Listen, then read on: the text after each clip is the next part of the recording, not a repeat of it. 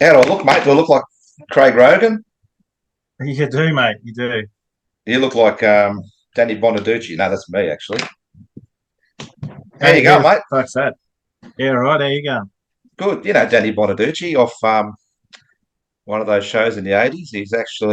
He done a reality show in the 90s or early 2000s. Well, red-headed bloke, American kickboxer. He was on drugs, I think, big time. No Danny idea. Bonaducci. I'm going to have to get a photo up of him and show you because this is what we're going to be doing today, just talking shit about shit. Talking about Danny Bonaducci, whom I don't I even have know. no idea who you're talking about. Danny Bonaducci. I'm going to show you because we are kicking goals in the world of uh, Zoom. Okay, so Mate, look at you sharing your screen and shit. You are a bloody pro at this now, eh? yeah, bloody oath. Partridge Family he was in. Danny Bonaducci. Oh, yeah. Can you see him? Yeah, well, he had a reality show. I don't know when it was, but well after the Partridge Family, and he was quite famous. And I think he's a black belt in kickboxing and all that sort of stuff. You look nothing like Yeah, him, by the right. way. I don't know why I called you Danny Bonaducci, but it's the first name that popped into my head. Yeah. So that's Not a Danny ranger here, Bonaducci. mate. maybe, Not a ranger, maybe not a one day. kickboxer. Anyway, mate. Now we're gonna start. Now I know you're a bit of a correct me for the terms wrong, but not holistic, but a spiritual type person that um, not religious, I guess. Is that right? Not No, religious at all, bro. no. So I'm the Would you same. like I'm me not. to drop into my spiritual self for you You do so what we you can like. talk about it? If that's what I take. Where I'm going with this, mate, is I no bullshit. Yesterday, I was on here trying to set this up because I had a test run with my daughter the other day. I think I told you about that, and it went all right. And then I was going through. I hooked my phone up. Don't even ask me why I hooked my phone up, but I hooked my phone up to the computer. I don't do that very often. And I'm trying to clear out my phone, and I come across this folder in my phone in the camera section and whatever else it was. And I think I mentioned to you last night who it was, the name of somebody. Aaron, yeah. Yeah, Taryn. Taryn. The Yeah. name Taryn and a last name popped up, and I thought, who's this? So I double clicked on it. And there was one video in there. I've since deleted it. I don't know why, but because before I hung up, this is all deleted. So I'm clearing my phone now. I don't know who this is. I knew who you were playing a dig, Yeah. but you Yeah. popped up playing a didgeridoo. I think there's two of you playing a didgeridoo. There was a bloke in the middle of Yeah, the that's ground right. line down. Yeah, Yeah. I thought that's Gav. And then Yeah. I literally stopped that video and done a couple of little things extra and closed that window and up popped Facebook and here's a message from Gav Baker. I'm thinking, what? How Yeah. how Yeah. did that happen? Now I'm not a spiritual person, a religious person. I'm just a live day by day type bloke. But something happened there, mate. Yeah. I Well, what do can you think? What do you think it was? holy shit. I don't know. I've got a quick story. This is gonna we might have to do a couple of these zooms. So they only Yeah. last Yeah. for It's 40 fine. minutes. Yeah. But Yeah. a quick story. This is my experience with spirituality and might not even be that. I talk a lot of shit without thinking, if that makes sense. But my young bloke, Luke, I don't know if you met Luke. He joined our job. Yeah. Yeah. Yeah. Yeah. Yeah. Met him at Yeah. work. Yeah. Yep. So he was about probably 2 years of age. Yeah, probably two. And his elder brother's four at this stage. And I was on night shifts on the railway, I think it was. And I come home 7 o'clock in the morning and said to Katrina, oh, how was your night? She said, oh, I had a horrible night. I said, why? She said, oh, Luke's pretty crook. He was up spewing all night. And I go, oh, shit, that's no good. And I went to bed, and about 9 o'clock, she comes into the bedroom and she knocked on the door. She said, did you ring the doctor? Because we had a really good doctor, Dr. Joseph, his name was. He used to come and do house calls. It was brilliant. I said, no, I didn't ring the doctor. Why? She said, because he just come knocking on the door to our house, obviously. And she opened the door and he said, where's Lukey? Where's my little Lukey? What's wrong with Lukey? And she didn't ring him. I didn't ring him. The only other Mm. person on the planet that knew he was crook was Kyle, who was four, who Yeah. at that age might have been able to count to 10, but he was definitely not able to press six or eight numbers into a phone and ring the doctor and say, can you come and see Luke? He's crook. We have no idea how that happened. And I'm thinking, well, something similar, not quite as probably more powerful than our little message the other night, I guess, but something happened. And I can't explain it. Yeah. Have you had anything like that happen to you? all the time, bro. all the time. Can you Yeah. talk to us? Actually, let's rewind a bit. Can we just go back and talk a little bit about where you grew up and all that sort of stuff? Give us a background of the Gav Baker story. Melbourne? How deep do you want me to go, bro? Oh, as deep as you like.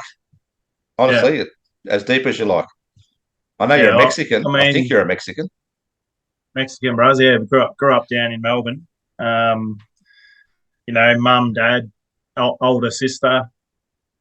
I guess Aussie battlers, I would say, is what we were. Dad was. That's kind of interesting because my daughter gave me this book. I'll just jump back. Can you read that? Is it back to front or the right way?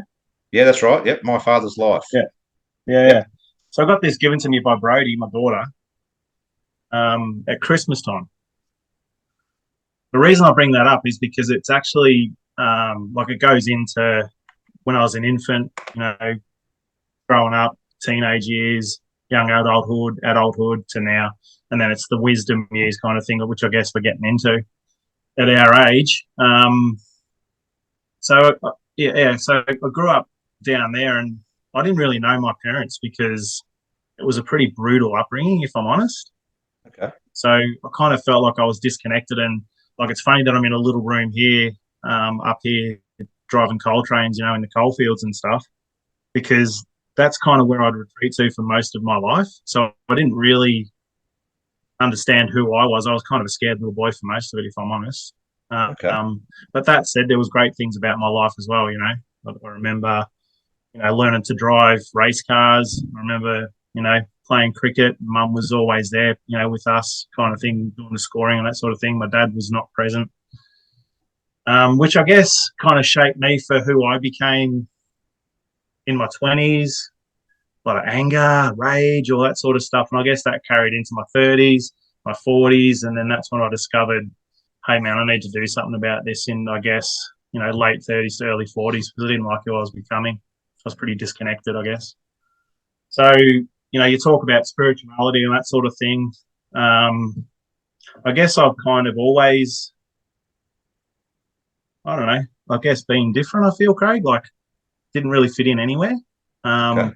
Which has kind of made me who I am today, which is, I guess, a pretty resilient fuck, and can, pretty much take on anything. So I haven't got really any special stories. I represented Australia, went for running, pretty athletic, cricket, golf, +2 golfer.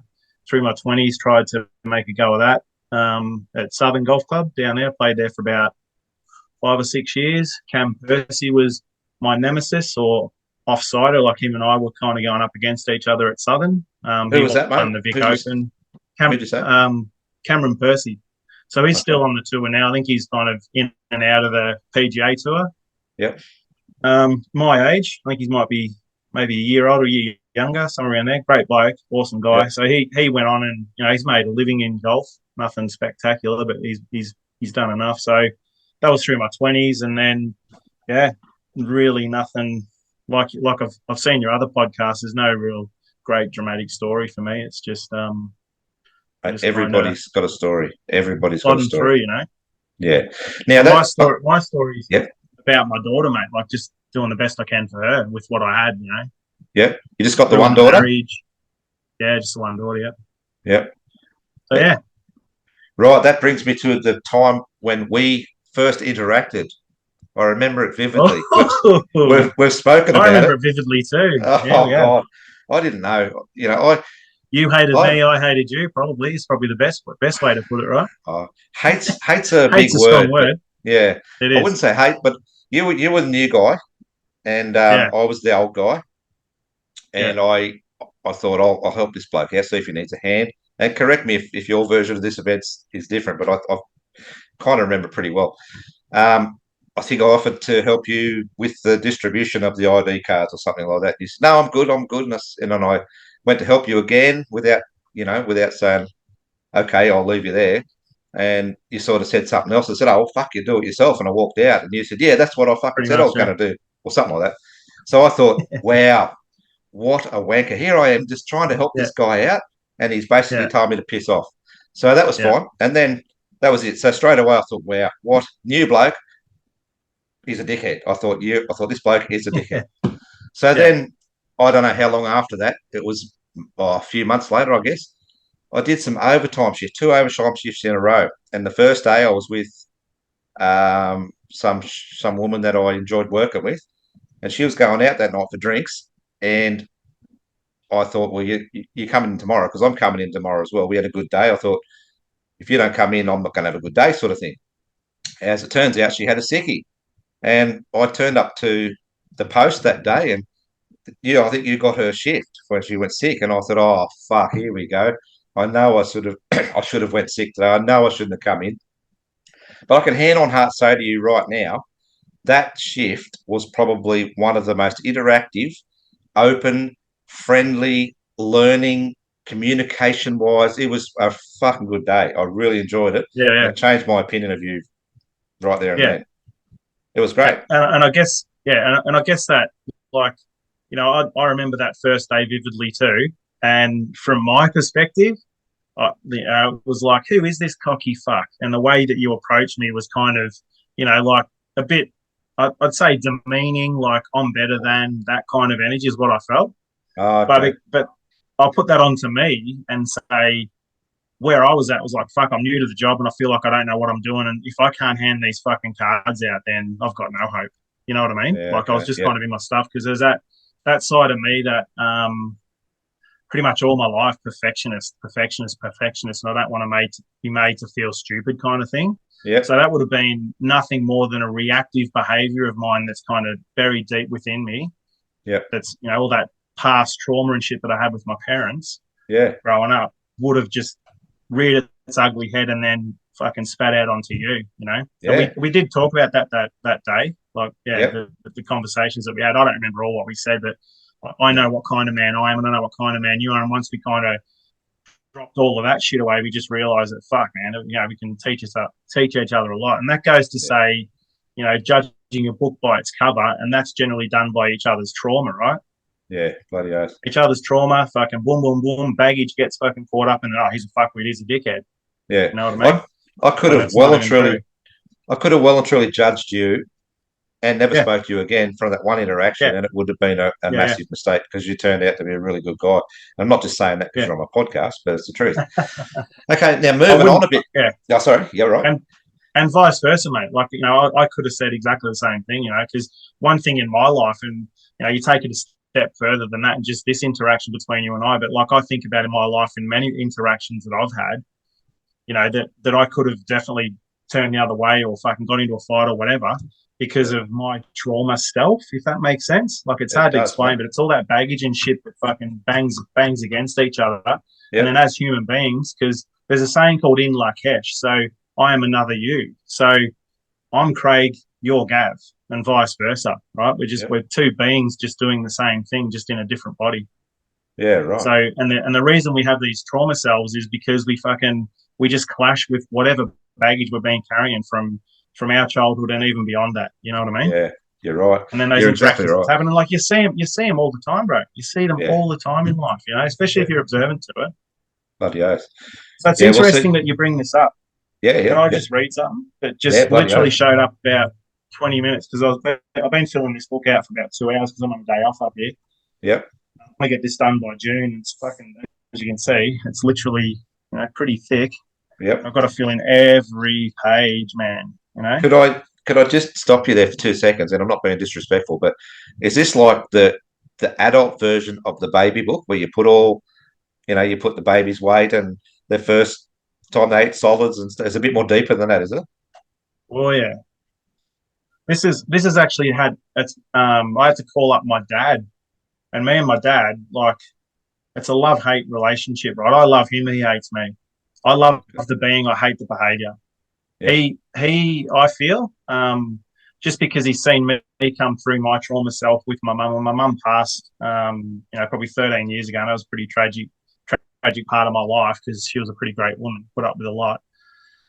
But he kind of looks at me, I think, and this is a friend that pointed it out, that he sees me as a man that he wanted to always be, to be able to speak from his heart space and to be able to, just open up lines of communication because he's not that. He's the opposite of that. Shuts yeah, down, anger, all that sort of thing. So this book, I had because there was questions in here about him. I could go, oh fuck it, no, don't worry about it. But I phoned him. Normally when we call, it's like, how you going? Yeah, good. How's the weather? Not bad.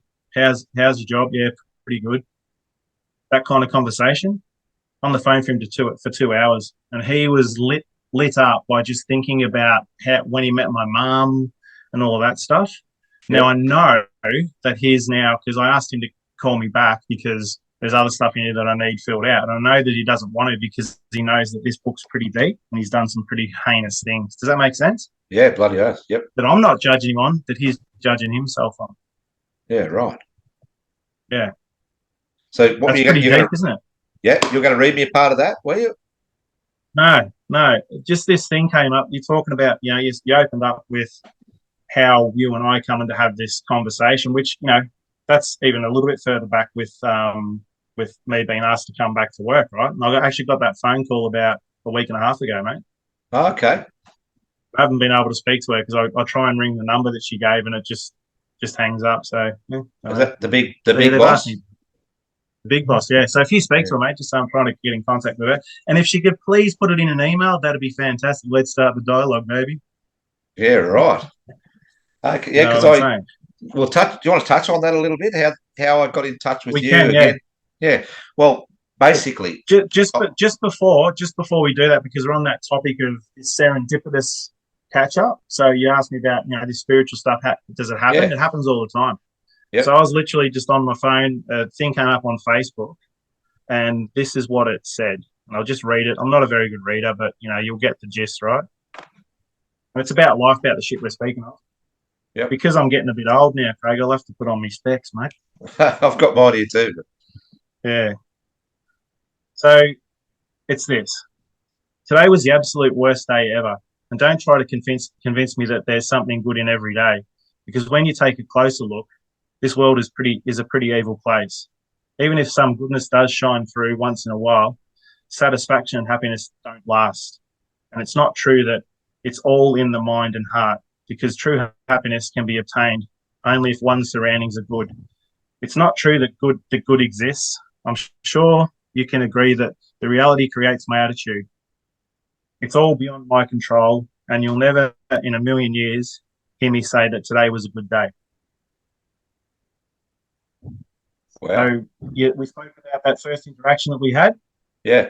Yeah. So you could judge that piece of writing and go, wow, it's pretty fucking heavy. That person must be in a bit of strife. Yeah.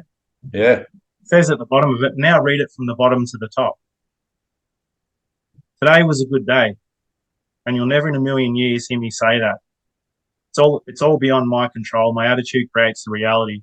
I'm sure you can agree that it's not true that good exists only if one's surroundings are good. True happiness can be obtained because it's all in the mind and heart. And it's not true that satisfaction and happiness don't last. Some goodness does shine through once in a while, even if the world is a pretty evil place. Because when you take a closer look, there's something good in every day. Don't try to convince me that today was the absolute worst day ever. Completely Bloody different, hell. right? Yeah. A flip. And that came through today, and here you are. You asked me that first question of spirituality. Like that to me is just a little message, that comes through to just remember that what you think is true may not be true. You just got to flip it Yeah. on its head, yeah. Exactly right. And first interactions aren't always the best. I like to think I'm a good judge of character, and normally that's a first impression. I pride myself on first Yeah, impressions, but I'm yeah, bloody glad I didn't use our first interaction as my first impression of you as a judge of yeah, your yeah. character, because we probably It's a wouldn't have huge spoke learning, ever again. Yeah. bro. Awesome. We've had some great chats over the years when we Oh, were at work. they Really good have too. chats. Now, Yeah. I think, correct me if I'm wrong, mate. I'm not real good with remembering stuff. I remember the big things, but not the little things. But just in this chat today, you mentioned something about you're a bit. Did you say you're a bit out there at times? Yeah. Yeah, I thought so. Now, this is where I am not going to say for 1 minute that you're out there, but in hindsight, going back years ago, and I hope you don't mind me talking about things that you've spoken to me, Also right? not, bro. Right. You were going for a weekend away to an ayahuasca camp. Yeah. It was illegal.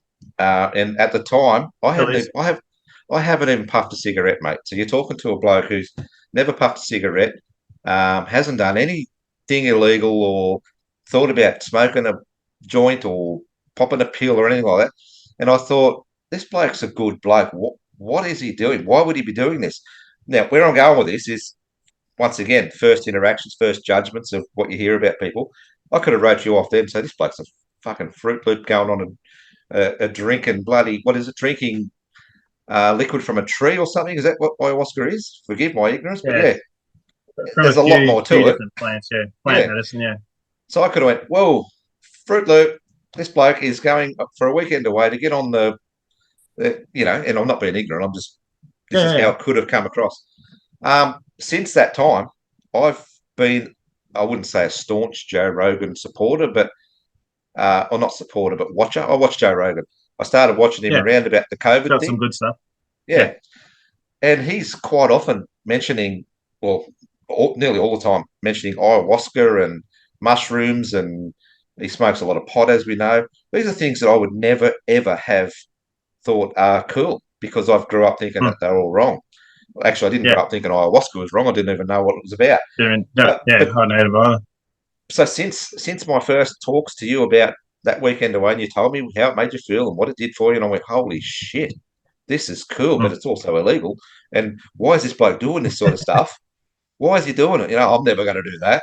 But yeah. So in that short time of 2 or 3 years or whatever it was since you've done that, I've been watching podcasts, and I've actually even bought some. It's probably not life changing, but life cycle mushroom liquids. I don't know if you heard of those. Yeah, I'll Yeah, give yeah, them a go. Give them a go. One for to help you sleep, Reiki, I think it's called. Another one, lion's mane, which pumps you up yeah, before you go and do something physical. All these sort of things. I tried them, and I'm not going to say they worked. I'm not going to say they didn't work. But I'm thinking, oh, Joe Rogan says mushrooms could help people with all these massive, big mental health issues and stuff, and I don't disagree with that at all. I don't know nothing about it, but I took them, and I felt like a junkie when I first took them. Am I able to take this? Because yeah, yeah, this is mushrooms. That's not cool. But anyway, I took them. I do believe maybe it was what do they call that thing, the placebo effect. I don't know if it was the placebo effect that made me sleep better that night. I'd wake up. I'd take it's only 2 mils of each of these liquids. So I'd pop 2 mils of the three of them in. There's lion's mane, um, something else. I can't remember the name of it, but I took three in the morning, and the Reiki one, I think it was Reishi. I took at night time yeah. before Reishi. Yeah, bed.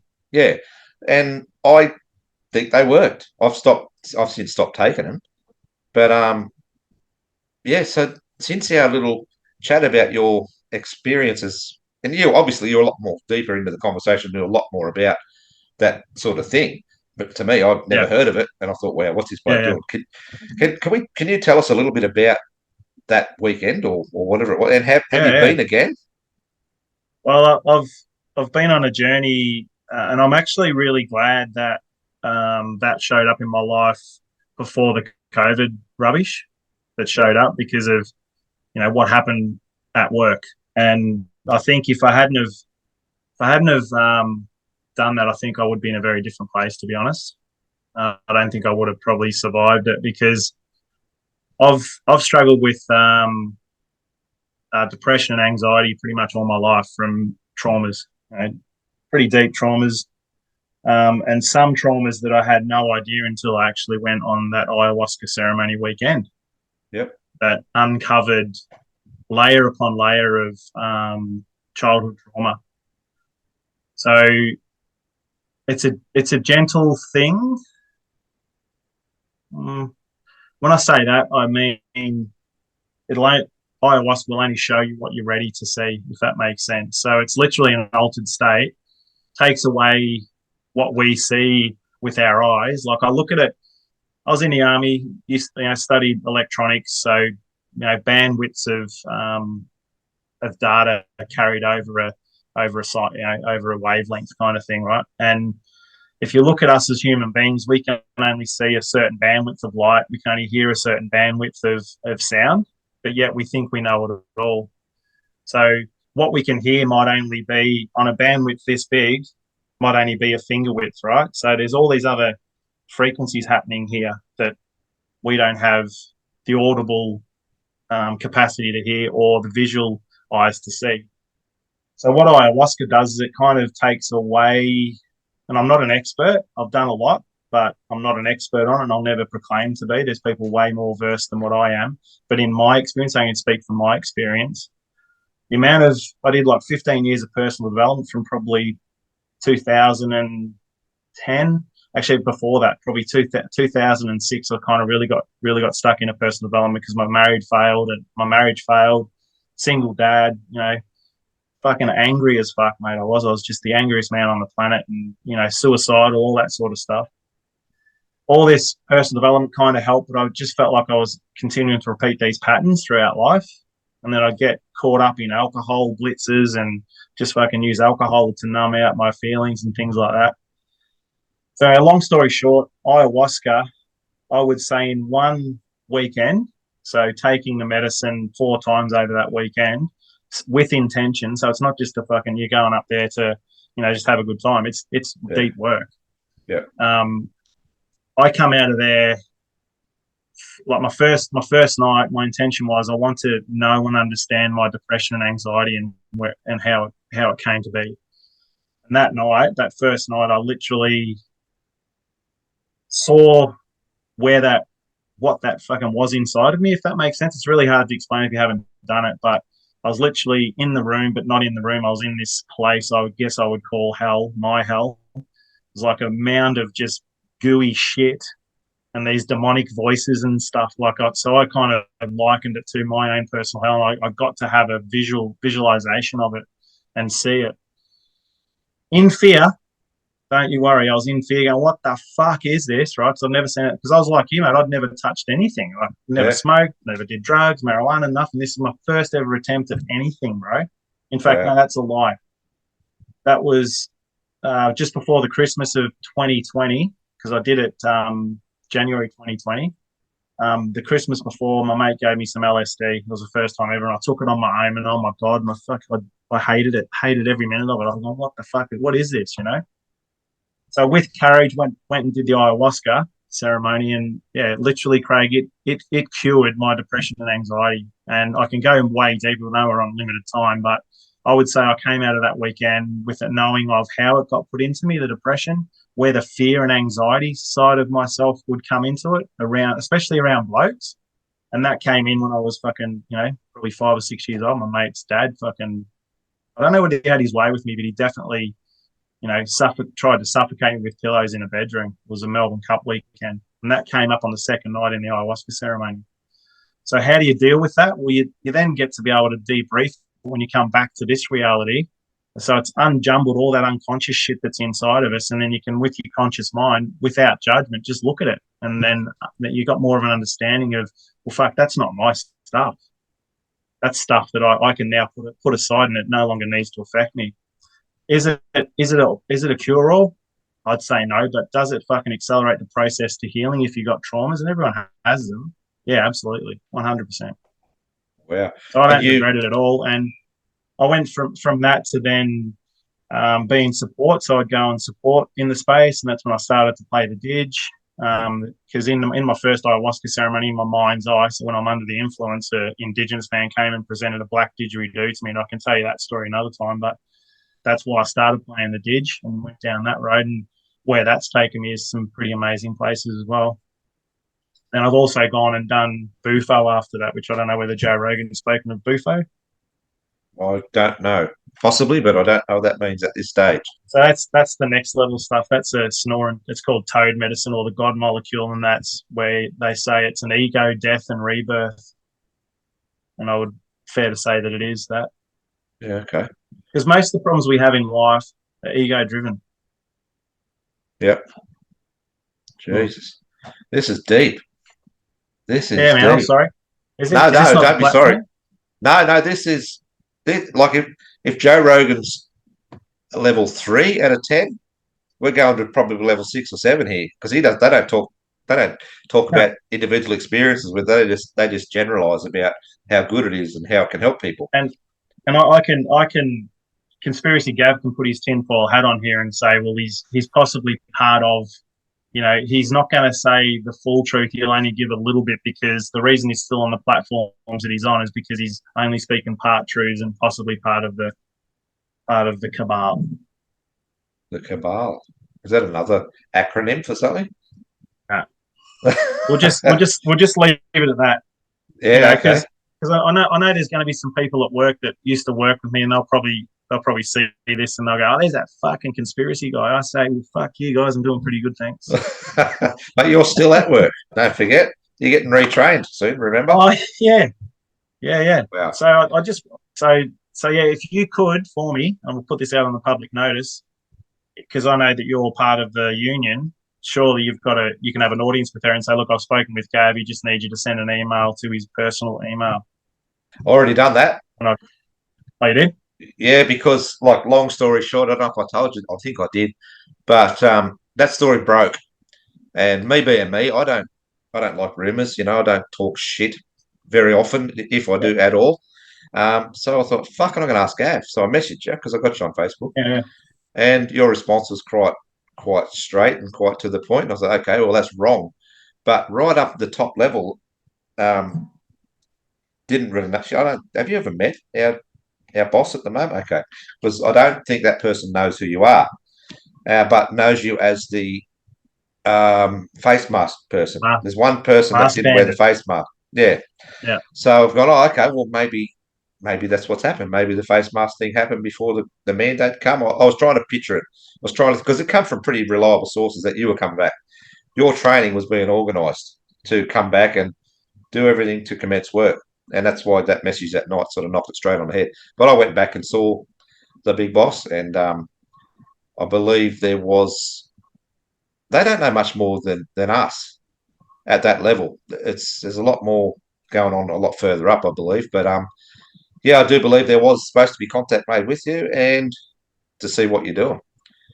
But you're Well, she not coming said that back. she sent a letter. I don't know whether that's been a letter to home because I'm not at home. I'm obviously up north now on the trains. But yeah, so I'm not sure whether she's handwritten a letter and it's been posted. But Yep. if you do speak to her, just tell her to email me Yep. that letter so I can at least read it and then we can have a dialogue. Yeah, that'd be really good. So you're train driving now? Yeah, Loving the it. big collies, mate. Loving it. Yeah. Loving it. Yeah. Before I ask you about that, Yeah. I did my apprenticeship on the railway, fitter machinist. Yeah, I remember you saying that. Yeah. Toughest trade in the world to do. It's a really tough trade being a fitter, but anyway, it was Yeah. on the railway. Now, I think I joined corrective service. Well, I know I joined corrective services in '99, and not long after '99, after I'd left, the workshop closed, and a lot of the tradies become drivers. So I missed becoming and I'm talking freight train drivers, not your city rail passenger trains. It was the real deal because where I lived in Lithgow, that was the end of the electric line. So you couldn't go any further west. You had to have a diesel to go any further west. Diesel, yeah. Yeah, so I was that close to becoming a freight train driver myself, I believe. Well, not maybe that close, but yeah, it could have happened. What's it like? Yeah, love it, man. It's the best. Like our trains up here are 2,062 meters long, 129 wagons. Jesus. 3 locos with the electrics and 4 locos with the diesels. It's pretty cool. Okay. So you got electric lines out there? Yeah. Oh, okay. Yeah, right. Yeah, so it's all been pretty much built for coal. So yeah, the sections are really massive. The signals aren't too close together, so it's pretty good. Whereas when I first drove them out of Fisherman Islands in Brisbane, we used to go through the suburban network out west, out to Toowoomba. So all the signals were close together, and it was just a nightmare driving those big things through there. But they weren't that long; they're only like 700 meters long or something. Yeah, right. So little sprint trains. When did you take this up? This is all since you've left the other job, or were you driving before? No, I did coal trains. I think I started 2011, I think, through to about 2016. Oh, okay. And then some shit happened, and I left it, and that was when I got into corrections. Yeah, and then met you. Nice. got shafted out of there, mate, because I Got wouldn't put a shafted. fucking Yeah, nappy on my face. yeah. Those the crazy times. Looking back now, aren't they? Like I said, there was a few guys there that didn't get the jab, and there was you and another guy. I think it was your builder mate that didn't want to wear the face mask as well. Is it? I can't think of his name. Mick Hackett, yeah, Yeah, Mick, yeah, yeah. So um, he left as well. yeah. Okay. It's crazy. Looking back now, they were crazy times, and I don't Fucking know crazy. how. I'm hearing rumours, stories that there's people in other centres that have gone back after this, but and that's where I thought your story was going, because we're hearing whispers about other centres taking people back that didn't get the jab and whatever else, because they've dropped the mandate, as you probably already know. Um, but yeah, that it For was all now, too close to home. Yeah, for now yeah. until it comes again. Yeah, she's got your email, obviously. I'm not sure. I don't know whether they'd have my personal email. You give it to me if you like, and I'll Yeah, I will. hand deliver I'll it send it tomorrow. to you. I'll send. Yep. Yeah, I'll send it to you when we finish. Yeah. Well, you know what? Like I said, it's above them. They don't know. She didn't even know who you were, how if you'd been sacked and or stood Yeah. down or suspended or what. They really it's above them. Not trying to make any excuses for them, but it's a big thing. I'll tell you Hmm. what happened. The union told me that out of I think it was the whole state, 160 people. I think I told you these figures. 160 people didn't get the jab. Out of those, 30 or so applied for a medical exemption. And out of those 30, only five got exempted, Yeah. and the rest were sacked. And that's what I Yeah. thought. Right. That's where it all started. That's all. Who cares about that stuff Yeah. anyway? I didn't even. I got stood down at the masking. So Yeah. yeah. Did Um. you get stood down, or did Well, because I don't know if you even got but suspended. nothing. It was pretty Nothing. much. I was pretty much a legal battle for a little Yep. while, and the chick that was representing me, she ended up. And this is how I know that we were hovering over the target, because she had men in black suits show up to her house, and she had to go into hiding because of the class action that she'd started. Oh So shit. I was the representation. Remember, I was walking around and people would they'd go quiet if I'd walk past, and I was the conspiracy Gav and this fucking crazy loony, all that sort of shit. Um, so I was going to be the lead representative in the class action for Queensland against the mask mandate. So Oh yeah. once they stood me down, well, they didn't even stand me down. They just marched me out that one day, and I was out the front for the whole shift in fucking 38-degree heat, no water, like a dog, treated worse than a prisoner. Marched out with two officers holding my arms like I'm the crim. Wow. So yeah, it was pretty hectic. And like I said to you, mate, if I hadn't have done what I did with Bufo, with ayahuasca, I don't know how I would have responded. To be fair, like once all that happened, because it was pretty horrific. Yeah. So Right. anyway, I had to from that I had to then just get back on the tools basically. So I Yep. just because I didn't get jabbed, all that sort of stuff. I stood pretty firm. I got arrested a few times at protests and things like that.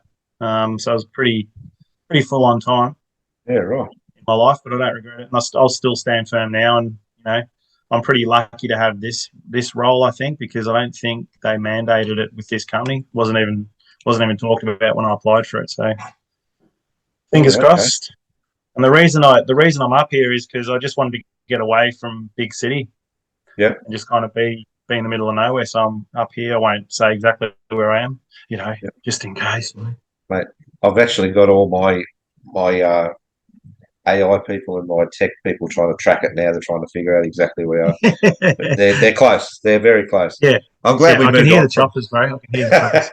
I'm glad we moved on from that other stuff. So now, Yeah, if I may, when we spoke about the time I thought you were coming back or heard you were coming back, you mentioned some things like, and I'm just paraphrasing and trying to lead into you. You mentioned getting away from the big city because there's other things happening or coming.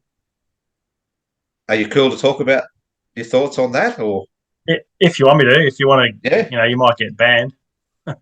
They can ban me. I'm not. Once I become Joe Rogan, this will all come out anyway. Get banned. Okay, is it Yeah, that bad? yeah, it is, bro. Like you know, like talking. You know, we can talk about a lot of stuff, but you know, it's. I guess where I'm at now and what I've learned is I've just got to look after me and do the things that I feel are right for me with what I feel is coming. And like I Yep. said, mate, this isn't fucking downloads from the ether like, oh, I've got all the answers. This is just people that are way smarter than me that have got their finger on the pulse Yeah. around the planet. So, and you know, through that whole COVID pandemic, like I think you could probably say that most of the things that I said were going to happen kind of happened, and that wasn't, you know, a prophecy. That was again just following the people that I've been following, and Yeah. you know, so I kind of whatever kind of comes through, I go, okay, cool. Well, what I'm going to do is just extricate myself from a big city because what's happening across the planet is, you know, these things called smart cities are going to start showing up and stuff like that. And that's going to be, you know, pretty evident in the next few years. The way of Palestine will be the way of the world, is what one of my mentors keeps saying. Okay. And what's happening in Gaza right now, pretty Yeah. horrific. And that's So controversial in itself. So, how worried should the ignorant bastard like me be? And well, I and guess, yeah, the beauty of now is um,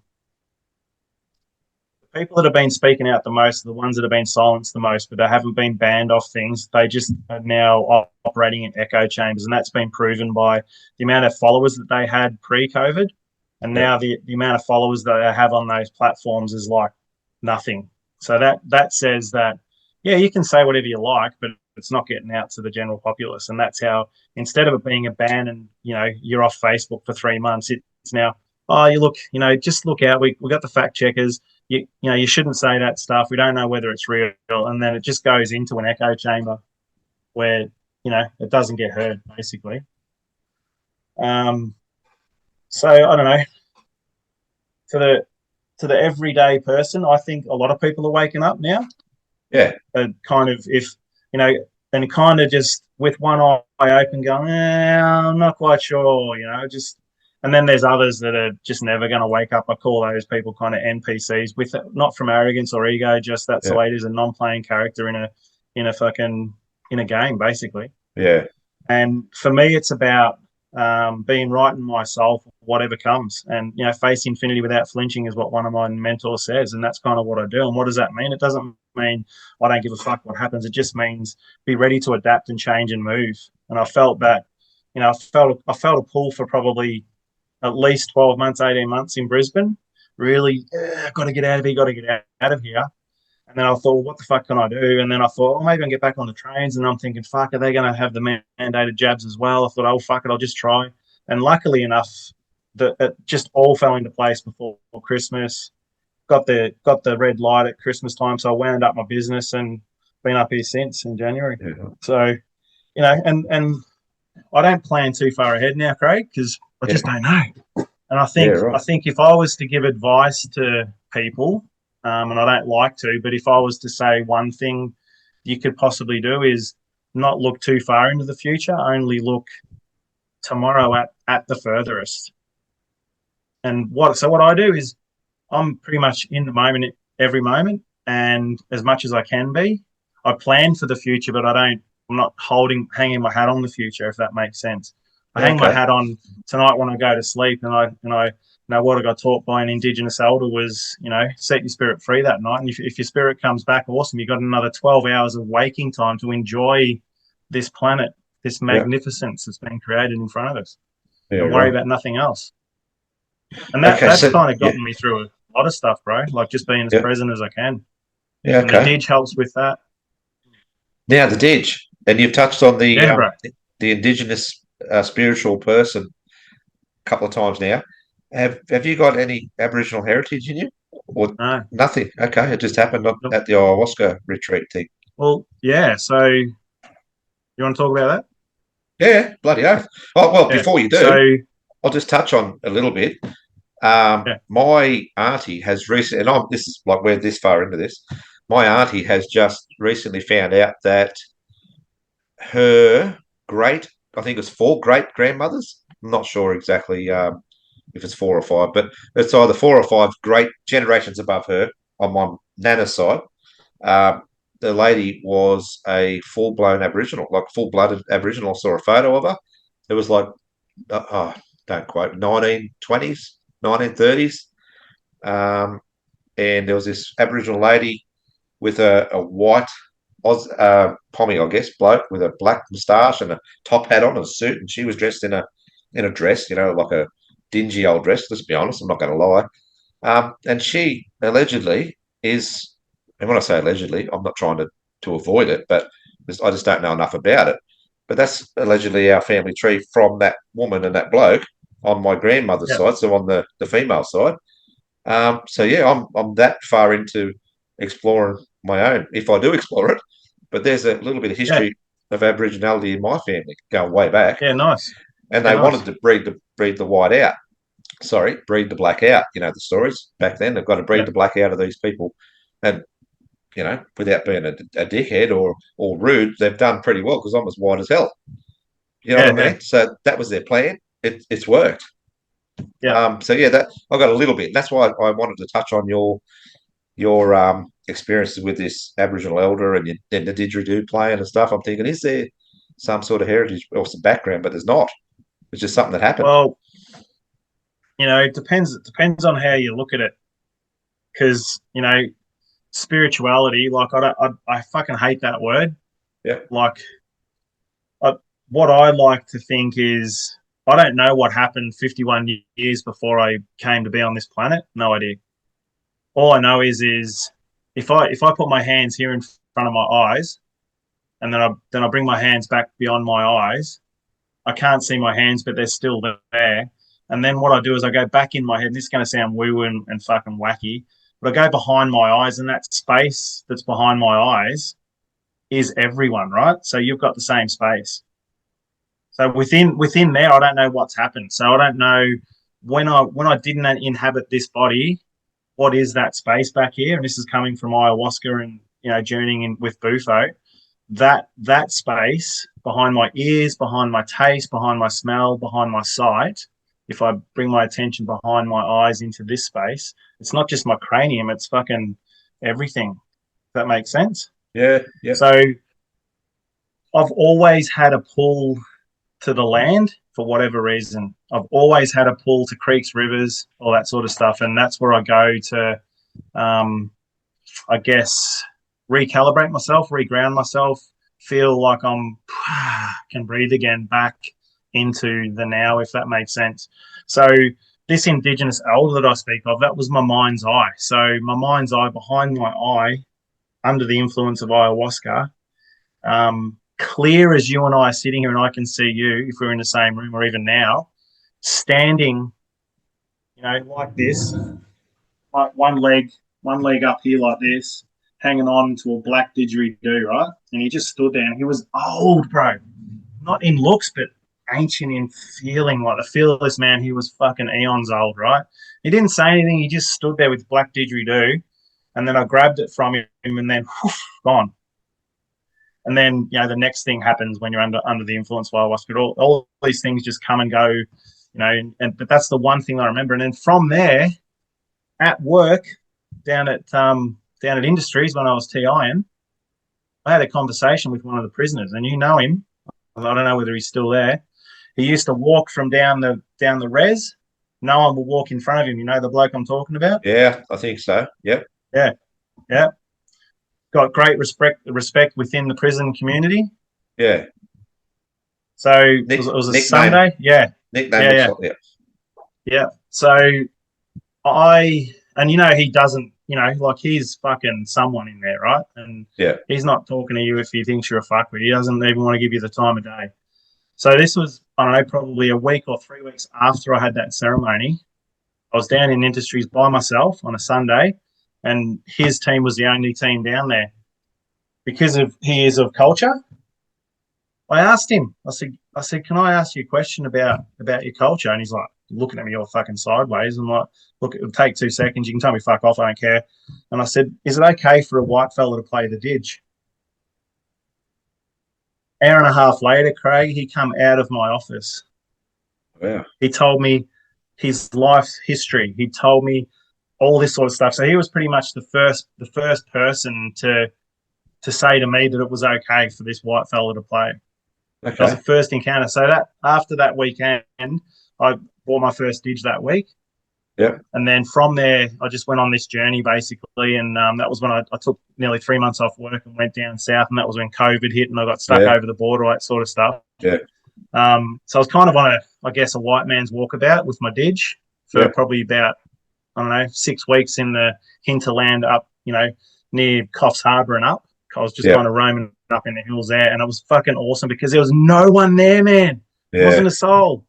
I remember I took this video out on the highway, and I stood there recording a video for about 8 minutes. Not one car came past me, and that's one of the busiest highways in Australia. Did you post that video? So I did, but I got banned off Facebook pretty quick. I think I remember that video. Yeah. And I was just doing my walkabout, lost a shitload of weight, all that sort of stuff. And then the journey then went to meeting this guy by the name of Stu this is his shirt, Ochre. Yeah. And through him, I met John. And I went to one of Stu's gigs at the end of 2020. So they just opened things up, and it was their first gig for all of that year, and it was in Brisbane. I went there and I saw this fucking black didgeridoo. I'm like, oh my God. So I'm back in this ayahuasca going, holy shit, black didgeridoo. So I asked him about it. He says, oh yeah, this is a John Worsley hemp didgeridoo. Yeah, you should come to our camp out at New Year's Eve. I've gone, yeah, where is it? So anyway, long story short, ended up going there, and I met this guy, John, and he makes these black hemp didgeridoos that I play. I've got how many have I got of them now? 7 or 8 of these didgeridoos in different keys and stuff. Hemp, yeah. Okay. Yeah. So basically, I now know that elder. It wasn't an Indigenous man. This guy, John Worsley, he has taught me so much about connecting with breath, connecting to yourself through breath, what the didgeridoos do. I got to have, when I got my first didgeridoo presented to me, my first hemp one, Stu from Ochre sat with me for about 8 hours on country and told me where to play, when not to play, when country's telling you can't play, when the elders are telling you can't play, when they're saying that you're welcome to play, always asking for permission to play, all of those things, mate. It was awesome. Right. So he was the second Indigenous fella to say, yes, this white man can play. And then I wanted to get one of my didgeridoos painted. So 2020, met John, the hemp dig maker, and then we've been mates ever since and been doing that's the other fella. Remember that video you saw? Yeah. That was him and I playing. Okay. Right. Yeah. I've got two questions. They're the hemp didgeridoos. Yeah. 2 questions in regards to that. First one's quite simple, and I think I know the answer. Do you carry a didgeridoo wherever you go now? Yes. I kind of knew that, but I just wanted to get on the record. Now, the second question is a little bit deeper, and you might not be able to answer it because it didn't go this way. But if that person, that first Indigenous bloke that you spoke to at your workplace, if he'd have said, no, fuck off, you white dog, you can't play the didgeridoo, I'm not saying he would have said that. I'm using extremes. No, fuck off. You can't do it. You'd probably say who he was. You'd probably say that's what he would have said. Possibly. But he didn't say that. But if he did, would you have gone, okay, cool, hands up, I'm not playing a didgeridoo? Or was it bigger than that? Probably bigger than that, but it didn't for a reason. Yeah. Because I entrusted the feeling that I could ask that man that question. And I'm glad I did, mate, because him and I had this understanding from that point on. Yeah. Just a nod. Like he respected the fuck out of me. I know that to be true. And if I saw that man today, you go, how the fuck are you, Gav? I know it to be true. Yeah, right. And he would shake my hand and probably even give me a hug. That's the level of conversation we had in that office. Yeah. Wow. That's something you don't get very often in that job. That's for sure. No, you don't. You don't. And I think that kind of, and a lot of people in that job didn't know who I was, because I'm not showing every bastard who I am, because that's, if you want to know who I am, you'll know who I am because you'll want to know who I am. And if you don't want to know who I am, I've got no fucking time for you, because time is short and finite and precious, and I don't want to deal with people that are just going to bring my energy down because they're Yeah. kind of operating on a level that's, and I'm not saying I'm better than or anything like that. So don't get me wrong. I'm just saying that you got to find the people that you're on the same frequency with. Yeah. Yeah. Yeah. Bloody And oath. then it's easy. It's easy to have chats like this. It's easy to, Oh, you feel comfortable to speak from the heart space. And that's realistically, bro, where we all should be talking from. And if we yeah. did, this world would be a much better place, man. Yeah. A much Bloody better oath. place. And men are the ones that I feel need to really start to check in with their heart space and understand how to get there and how to talk from there, man. Because Yeah. you're not a pussy. You're not a Yeah. pussy. And in fact, that's a fucking real man. That's a warrior that's got his sword beside him going, I can fucking drop into my feminine in a heartbeat and I can drop into my warrior state masculine and defend my honor in a heartbeat. And those Yeah. two are the same. Yeah. Right. Not many men can Bloody. do that, bro. No, that's for sure. I'm just looking at a photo here, Gav. Sorry to take you off track a little bit. Yeah. It's a photo of you, and it's actually a video, but it's paused. You look like one of my old seniors from when I first joined corrections, Jimmy Abbott, who passed away. Is that another spiritual? It's actually definitely you. I'm looking at both of them right now. I'll screenshot it if you don't mind, and I'll show you. Yeah, that's right. Not that you know who I'm talking about, but I just want to play with these toys on this bloody Zoom, to be honest. Right. So, can you see that page? Your page? No, Oh no, shit! you haven't shared it. I've got to share it first, and I'll allow sound, even though there's no sound on there. Right, that should work. Are we on there now? Yeah, Yeah, right. So that photo or that video I'm circling now yeah, yeah. looks like one of my old seniors. Anyway, sorry that took. Yeah, right. I had to share that, but yeah. That was me up here a couple of weeks ago. Araluen Falls, man. Beautiful spot. Played some Is dig that there. It's awesome. is that where you went for a walk around the waterfall? Yeah, Yeah, cool. Now, yeah. Gav, I've got a question for you. I'm not trying to wind you up or anything like this, as in the time. I mean, this is probably one of the stupidest questions you got, but this is where I want to go. I don't want to go. I want to ask you. The didgeridoo. I was in the Highland band when I was a young fella. Like, funny story. I played the side drum in the Highland band when I was in primary school. I quit when I went to high school because I didn't want all my friends seeing me wear a kilt down the main street for the Anzac Day march. That funny story. But I was in that band, and the bagpipes are really. I really appreciate Highland bands and the music, but they've become a bit modern. You can see them now. They're playing bloody Thunderstruck and things like that with bagpipes Yeah, yeah, at yeah. gigs. Can you Yeah. do anything like that with your didge? Have you ever explored that, or is it more traditional, making noises like Uh, animal noises, like yeah, Thunderstruck? like I don't even really do animal noises and stuff, really. Like Okay. I mean, that for me is kind of, I don't know, hoppy kind of. It's not, and I'm not saying I'm a traditional player. And I'll never ever Yeah. say that. Yeah. I'm more about connecting to my breath and then not worrying about what comes out the end of the ditch because like I've taught people to play and the first thing I ask them is what end of the ditch are you going to play? Fucking crazy question.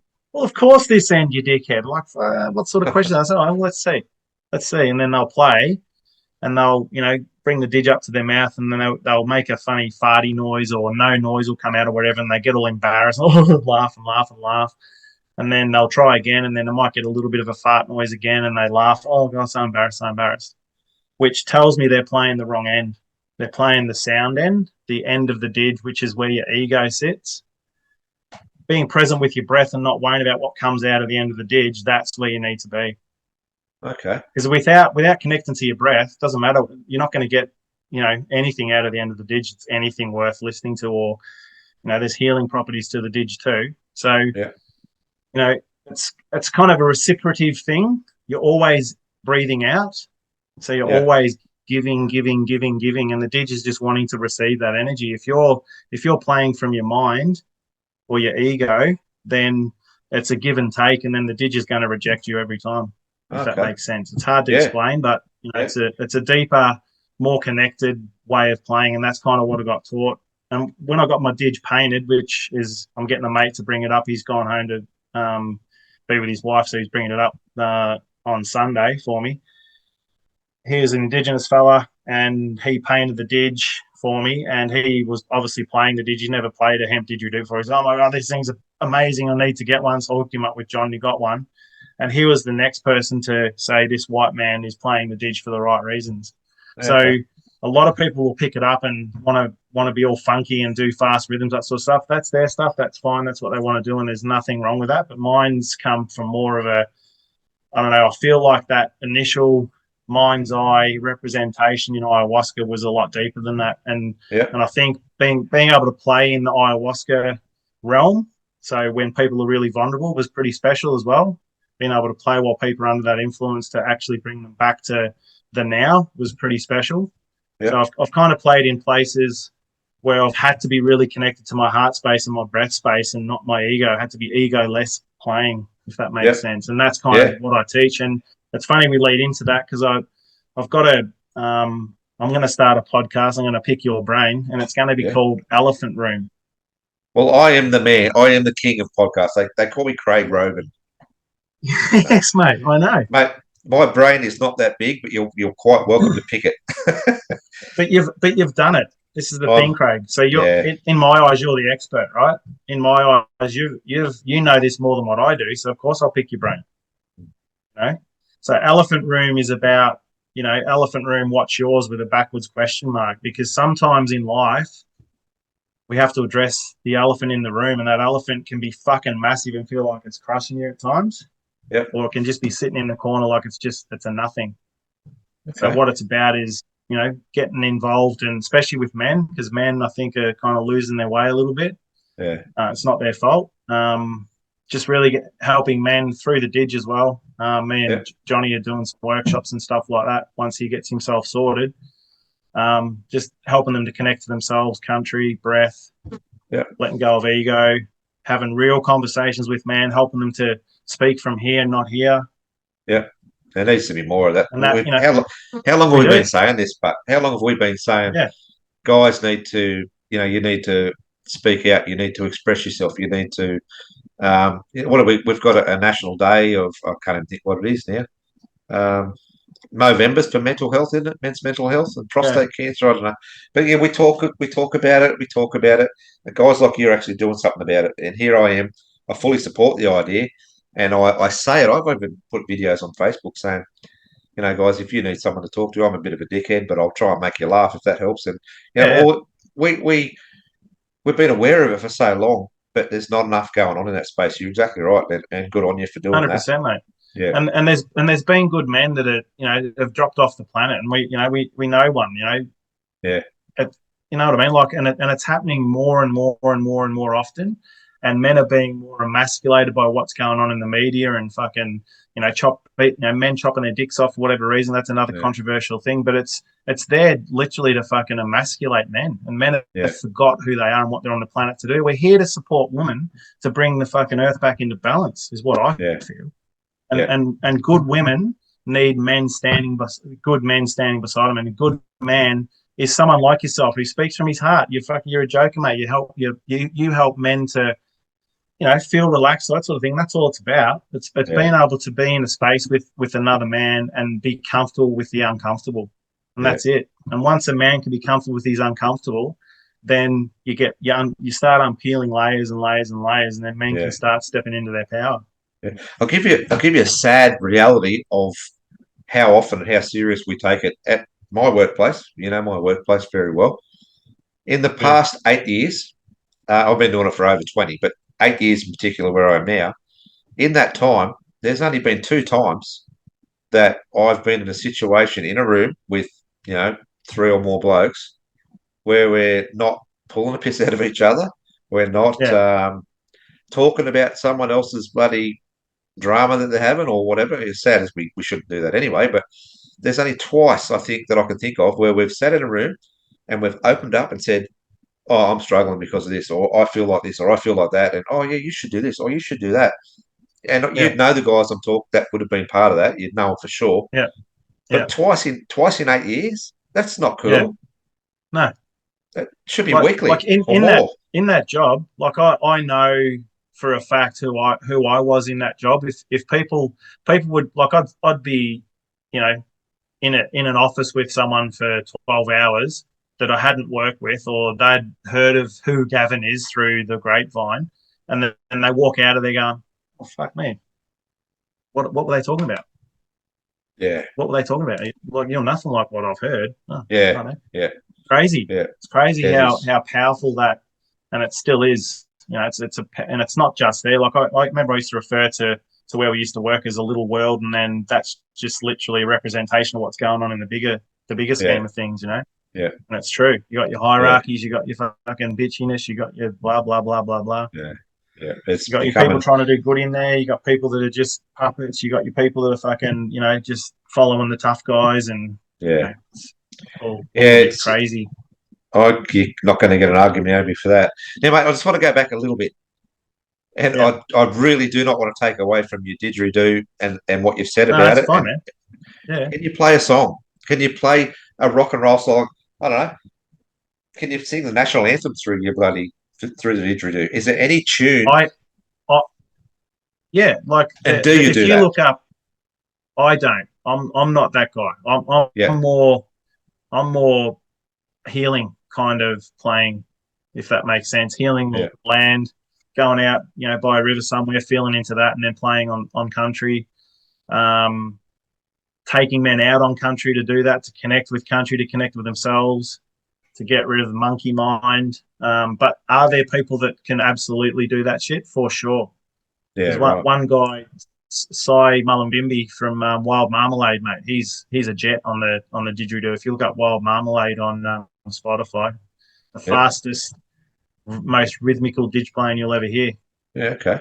Absolute jet, and that's Very his good. jam. That's what he does. But Yep. then on the flip side of that, he also does a thing called Dream Drone, which is my mate John and him, and that's just literally, if you look up Dream Drone, sit with country on Spotify. I'm going to write it down. That's like a 45 minute same key didgeridoos, three of them playing for 45 minutes with some indigenous singing in there and that sort of stuff, and that'll take you on a Yep. journey. Use headphones too, because it's quite amazing. Okay. So Right. these So. digs, especially yeah. Yep. No, you're right. No, go on. I No, was you're going to right. say. No, you're right, Yeah, come on, mate. Can you? How quickly do you need to warm up? Can you just pick it up and play it? What's the go? mate. It's it's a journey, bro. No, I mean now, It's like a you now. journey. Where you're Oh at now, yeah, now you just yeah pick yeah it yeah up, yeah put it. yeah. Can you?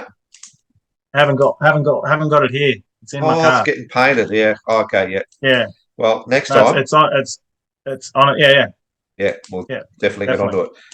Very good, mate. This has been a pretty flowing, cruisy chat. I've enjoyed it. It's telling me Yeah. time's just about up, so we won't do another one because that'll be enough for me to No. edit. It'll take me 6 months Yeah, I to think edit so. this You one. got Um, but yeah, thanks, mate. I'm really, well, to be honest with you, this is getting a bit deep into my own personal feelings right now. But media, podcasts, don't particularly like what I'm doing now. Um, in the dream world, this is what I want to do. This is what I want to do, and I've done four now. You're number five in probably nearly 12 months. That's crap. I need to pull my finger out. I need to get more content out there, and I need to practice doing what I'm doing right now, which is just talking. It's not talking shit, but it's talking shit. If that makes yeah, we're talking shit about yeah, important stuff. Yeah, yeah. so it's good. About stuff. Yeah, I mean, why are you doing it? That's the question you need to ask. you And know what? I don't need an answer now. I can tell you, mate. I can Like, tell you. This is pretty cliche.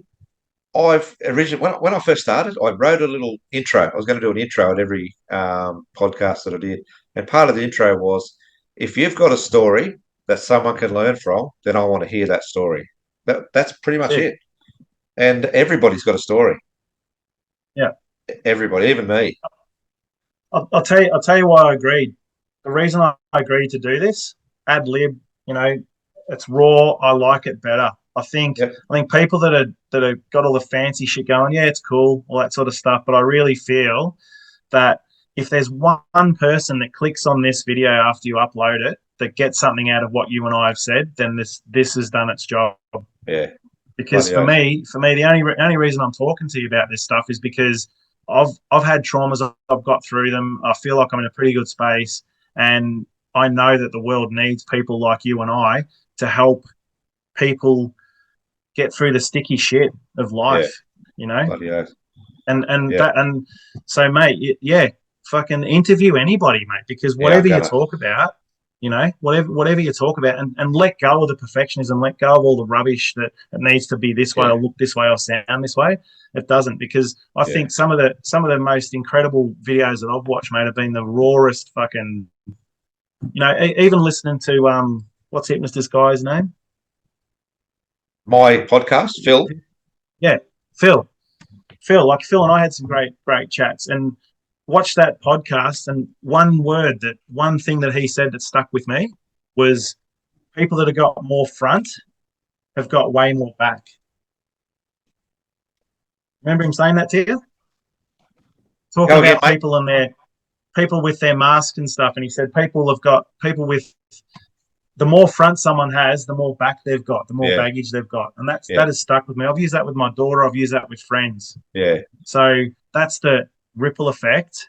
Yeah. So those words that he said on your show have now rippled off into someone else, and maybe they'll use those words because they're great words. Fucking perfect. Yeah.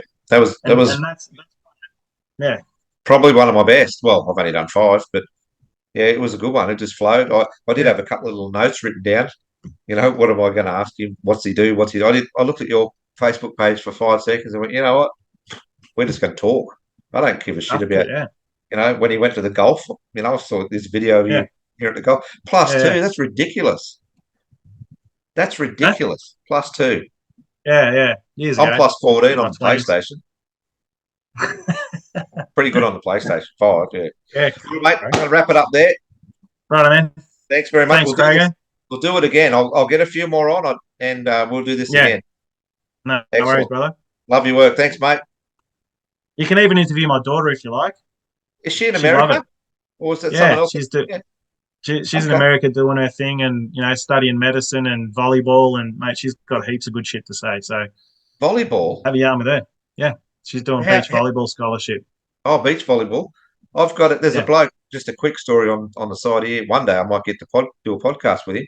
A bloke from Lithgow. He's a former world champion squash player, David Palmer. He's over in Ohio, I think, somewhere over there. And like I'm talking world champion squash player. He was one of the greats. His daughter, he's moved to America. He runs some university squash thing now. His daughter's into the volleyball, but I think it's like indoor volleyball on the proper yeah, court, not right. stand stuff. Yeah, I was Yeah, going to yeah, see if you might have known them or catch up with them or something. Yeah, but different, same sports but different arenas. yeah. Well, yeah. Brode started in indoor, but she's been beach over there. So Yeah, okay. Well, yeah, mate, I'm once I get organised and get a bit more confidence and doing this is going to make it, I'll get everybody on. I yeah, don't care. Everyone's got a story, yeah, like I yeah, said. yeah, yeah. Good stuff, mate. Right, bro. We've Good to run see out you, of mate. time. See ya. Yeah. See you, mate. Bye.